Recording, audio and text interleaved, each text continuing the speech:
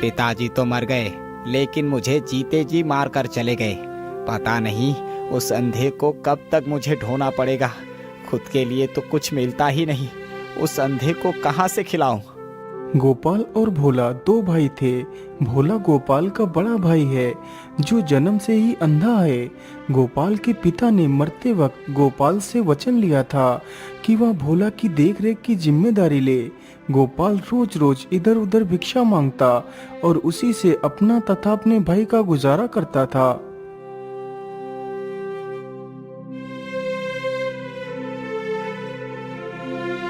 अरे माताजी, कुछ खाने को दे दीजिए।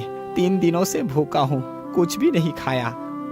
अच्छा अच्छा रुको बेटा, मैं तुम्हें कुछ खाने को देती हूँ। इतना कहकर वो बूढ़ी महिला घर के अंदर जाती है और एक रोटी लेकर आती है। ये लो बेटा, मेरे पास एक ही रोटी बची है। कोई बात नहीं माताजी, ये एक रोटी ही मेरे लिए काफी है। इतना कहकर गोपाल उस रोटी को ले लेता है और वहां से चल पड़ता है।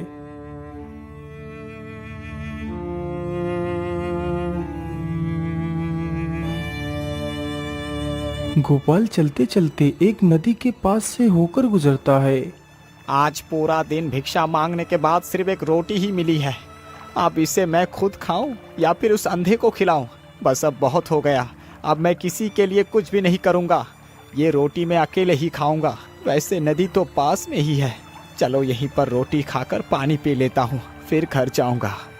इतना सोचकर गोपाल वहीं पर नदी के पास पड़े एक पत्थर पर बैठ जाता है और उस रोटी को खाता है। फिर उसी नदी में पानी पीकर वहां से चला जाता है।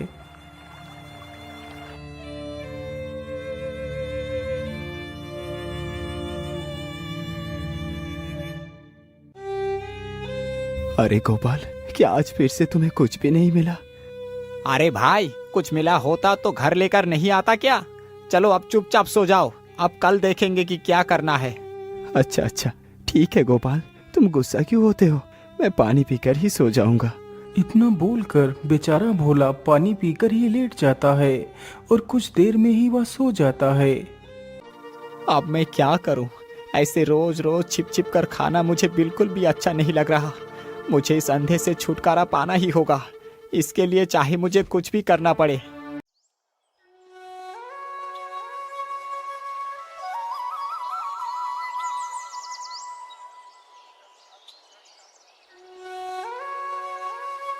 अरे भाई चलो, आज हम दोनों भिक्षा मांगने के लिए चलते हैं। हाँ हाँ गोपाल, ये ठीक रहेगा, चलो चलते हैं। गोपाल अपने अंधे भाई भोला को लेकर निकल पड़ता है।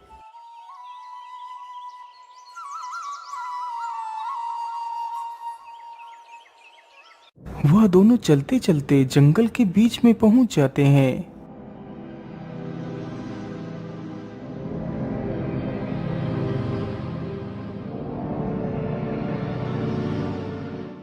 हाँ हाँ, ये जगह ठीक रहेगी। मैं इसे यही पेड़ के नीचे छोड़कर चला जाता हूँ। यहाँ से तो ये अंधा कभी भी वापस नहीं आ पाएगा। एक ना एक दिन कोई जंगली जानवर इसको चट कर जाएगा। अरे क्या हुआ गोपाल, तुम रुक क्यों गए? अरे कुछ नहीं भाई, हम अब गांव के किनारे पर आ चुके हैं।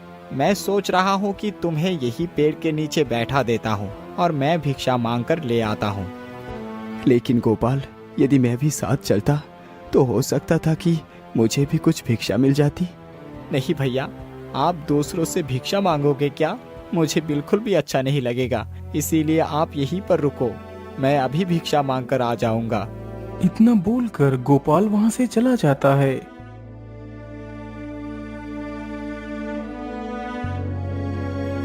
हे भगवान, आपने मुझे आंखें नहीं दी।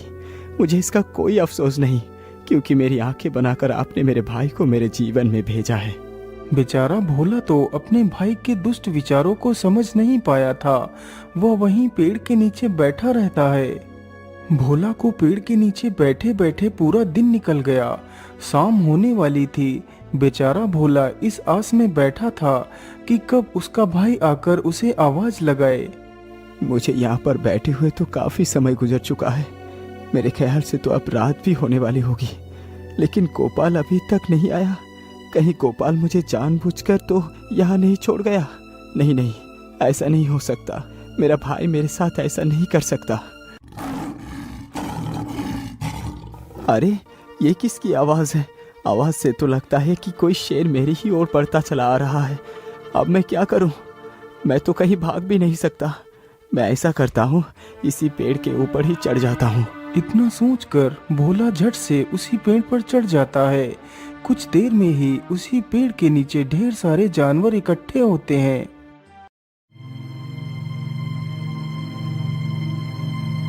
क्या सभी लोग इकट्ठे हो चुके हैं? हाँ हाँ महाराज, सभी लोग आ चुके हैं। तो फिर बताइए टाइगर भाई, आज की ताजा खबर क्या है? महाराज, मैं ज्यादा दूर की बात नहीं करूंगा।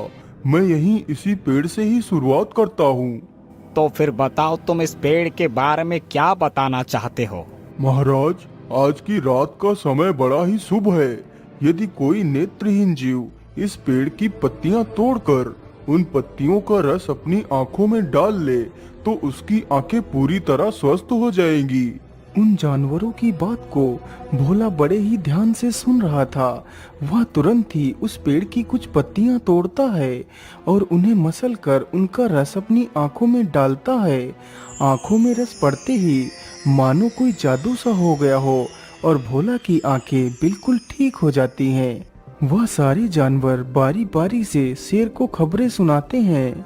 उन जानवरों की बात सुनकर भोला बहुत खुश हो गया था।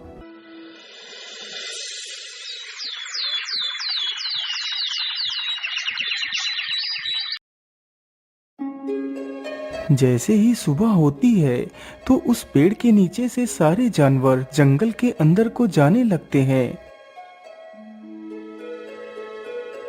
कुछ ही देर में उस पेड़ के नीचे से सारे जानवर चले जाते हैं।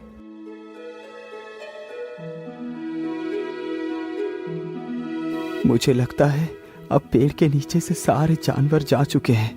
चलो, अब मैं अपने काम के लिए निकलता हूँ। इतना बोलकर भोला पेड़ से नीचे उतर कर आता है और वहां से चल पड़ता है।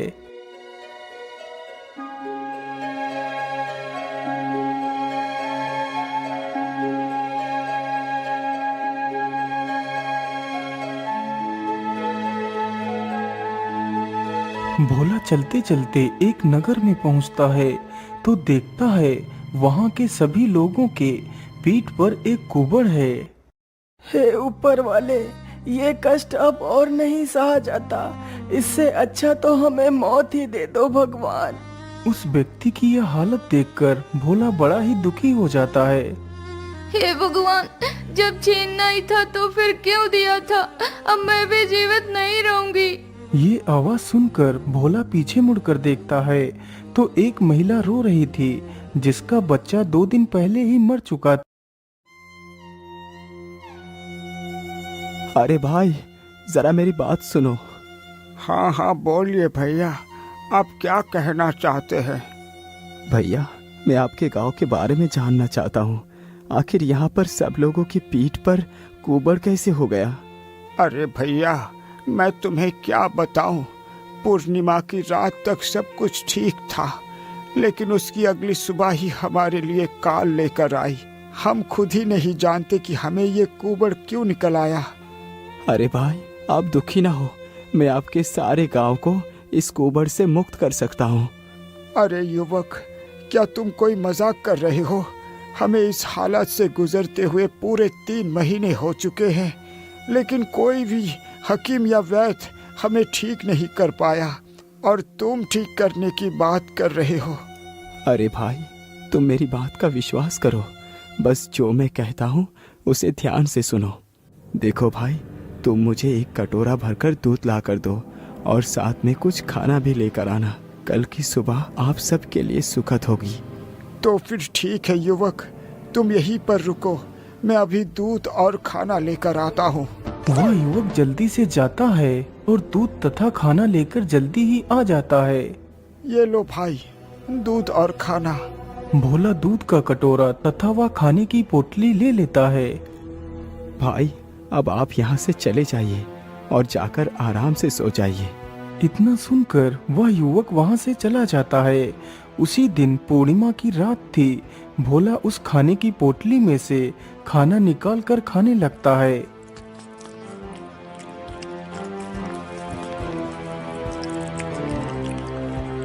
आहा, आज इतने दिनों के बाद खाना खाकर तो कितना सुकून मिला है। वैसे मैंने खाना तो खा लिया है, चलो अब अपना बचा हुआ कार्य खत्म करके आता हूँ। इतना बोलकर भोला दूध का कटोरा लेकर जंगल की तरफ चल पड़ता है।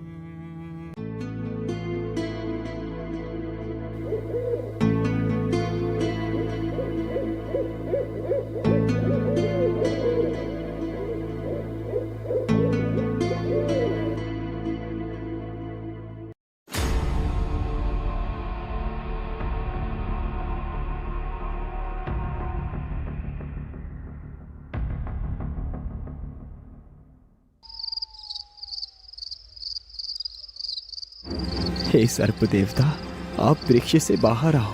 मैं आपको दूध पिलाने के लिए आया हूँ, इसे स्वीकार करें। इतना सुनते ही सर्प वृक्ष के खोखले तने से बाहर आता है और उस दूध को बड़े ही चाव से पीता है। वाह वाह, इतने दिनों के बाद दूध पीकर तो मेरा मन पूरा शांत हो गया है।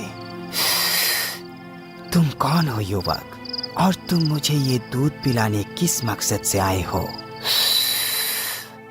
हे सर्प देवता, मुझे उन गांव वालों की तकलीफ देखी नहीं जा रही। आप उन्हें अपने श्राप से मुक्त कर दीजिए, बस मेरी यही इच्छा है। नहीं युवक, उस गांव के लोग बड़े ही क्रूर निर्दयी हैं, उनकी यही सजा है। सर्पदेव, गलती तो इंसान से ही होती है। वैसे कुछ लोगों की गलती की सजा आप पूरे गांव वालों को मत दीजिए, आप उन्हें क्षमा कर दीजिए। युवक, तुम मुझे बहुत अच्छे इंसान लगे, इसीलिए मैं तुम्हारी बात से इनकार नहीं कर सकता। जाओ युवक, मैंने पूरे गांव को अपने श्राप से मुक्त कर दिया। सर्पदेव, आपका बहुत बहुत धन्यवाद।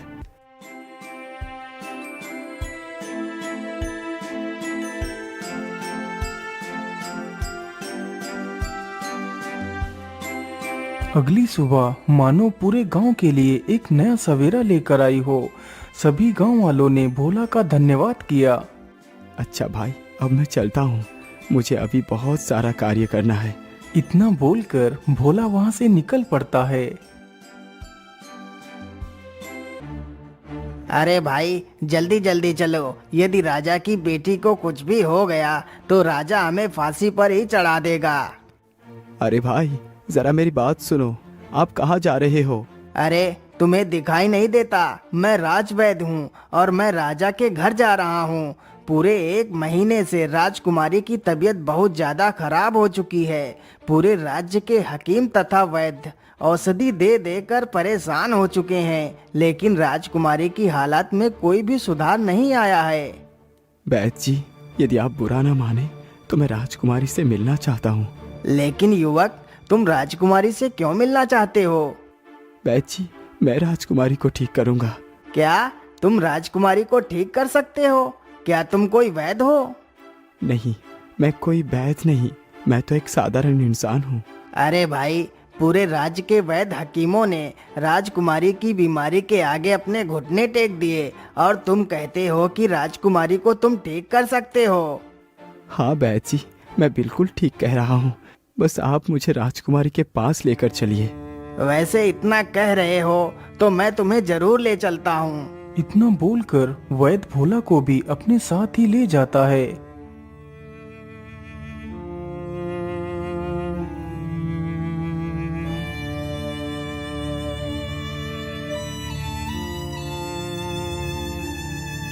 महाराज, इसका नाम भोला है। यह राजकुमारी को ठीक करने का दावा कर रहा है। अरे महाराज, मैं तो इस युवक को जानता हूँ, इसने ही हमारे पूरे गांव को कुबड़ेपन से मुक्त करवाया है। युवक, यदि तुम मेरी राजकुमारी को ठीक कर दो तो मैं तुम्हें इतना सारा धन दूंगा जो तुमने कभी अपने सपने में भी नहीं सोचा होगा। ठीक है महाराज, मैं राजकुमारी को अवश्य ठीक करूंगा, बस आप मुझे अपने बगीचे में ले चलिए। भोला की यह बात सुनकर सभी लोग बगीचे में पहुंचते हैं। महाराज, अब राजकुमारी को पलंग सहित यहाँ पर लाया जाए। सैनिकों, जल्दी से जाओ और राजकुमारी को लेकर आओ। इतना सुनते ही सैनिक जाते हैं और राजकुमारी को पलंग सहित उठाकर ले आते हैं। महाराज, इस पेड़ के नीचे खुदाई करवाओ। माली, पेड़ के नीचे खुदाई करो।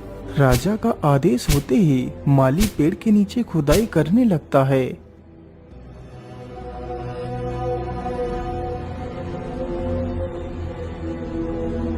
महाराज, यहाँ पर तो कुछ भी नहीं है। यहाँ पर बस कुछ हड्डियाँ ही निकली हैं।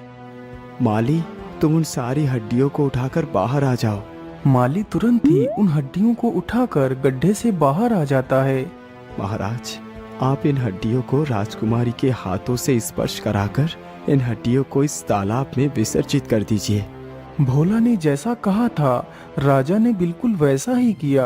वह तुरंत ही सारी हड्डियों को राजकुमारी के हाथ से स्पर्श कराता है और उन्हें तालाब में विसर्जित कर देता है। हड्डियों के विसर्जित होते ही राजकुमारी को होश आ जाता है। वह उठ खड़ी होती है। अरे पिताजी, क्या हुआ? आप सभी लोगों ने इतनी भीड़ क्यों लगा रखी है? कुछ नहीं बेटी, ये सारी भीड़ तुम्हें ठीक करने में ही लगी हुई थी, लेकिन अब तुम पूरी तरह स्वस्थ हो गई हो। वैसे युवक, तुमने ऐसा कौन सा जादू किया कि मेरी बेटी तत्काल ही ठीक हो गई? महाराज, मैंने कोई जादू नहीं किया। ये तो सब ऊपर वाले का खेल है, जो मैं उस पेड़ पर चढ़कर इन सारे रहस्यों को जान पाया। फिर भोला अपनी सारी कहानी राजा को सुनाता है। वैसे मैंने तो इस पेड़ की विशेषता बता दी। अब भालू, तुम बताओ, आसपास की क्या खबर है? अरे महाराज, नील नदी के उस तरफ वाला जो गांव है, वहाँ के सारे लोग श्राप के कारण कुबड़े हो गए हैं और वहाँ पर जो भी बच्चा पैदा होता है वो तुरंत ही मर जाता है। लेकिन भालू, ये सब कुछ हुआ कैसे? महाराज, उस गांव में एक कुबड़ा व्यक्ति रहता था जो बहुत दयालु था। वो प्रत्येक दिन एक सर्प को दूध पिलाने के लिए नदी के किनारे पर जाया करता था।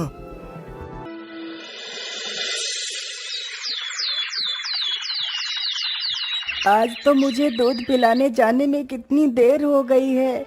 बेचारे सर्प देवता भूख से झुलस रहे होंगे। वह कुबड़ा व्यक्ति इन सारी बातों को सोचते हुए चला आ रहा था।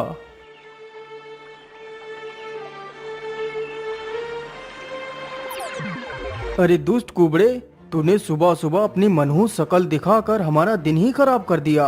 हम तुझे जीवित नहीं छोड़ेंगे। लेकिन भाई, इसमें मेरी क्या गलती है? मैं तो प्रत्येक दिन नदी पर आता हूँ। अरे दुष्ट, हमसे जुबान लड़ाता है। रुक, अभी तुझे मजा चखाता हूँ। इतना कहकर वह व्यक्ति कुबड़े को धक्का देकर नदी में गिरा देता है। बेचारा कुबड़ा उसी नदी में डूबकर मर जाता है। तभी वहाँ पर वह सर्प भी आ जाता है। अरे दुष्टों, तुमने एक मासूम की निर्मम हत्या की है जिसमें इसका कोई दोष नहीं था।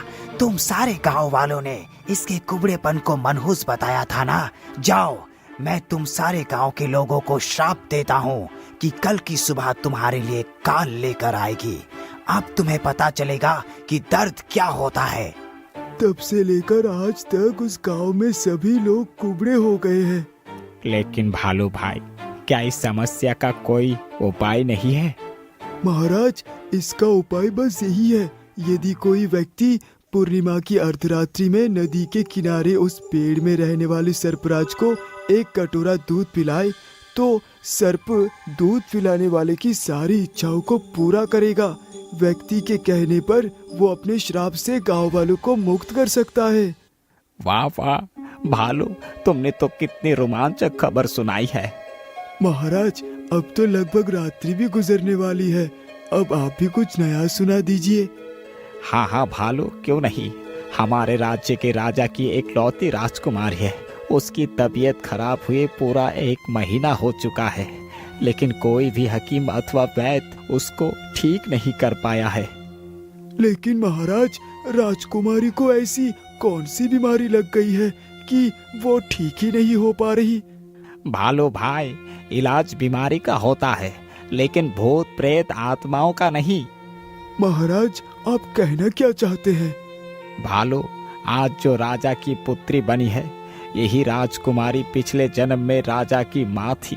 उसने एक बिल्ली को मारकर अपने बगीचे में दफना दिया था। अब वही बिल्ली की आत्मा राजकुमारी को मारना चाहती है। लेकिन महाराज, क्या राजकुमारी को बचाया नहीं जा सकता? अरे भाई, राजकुमारी को बस एक ही तरकीब से ही बचाया जा सकता है।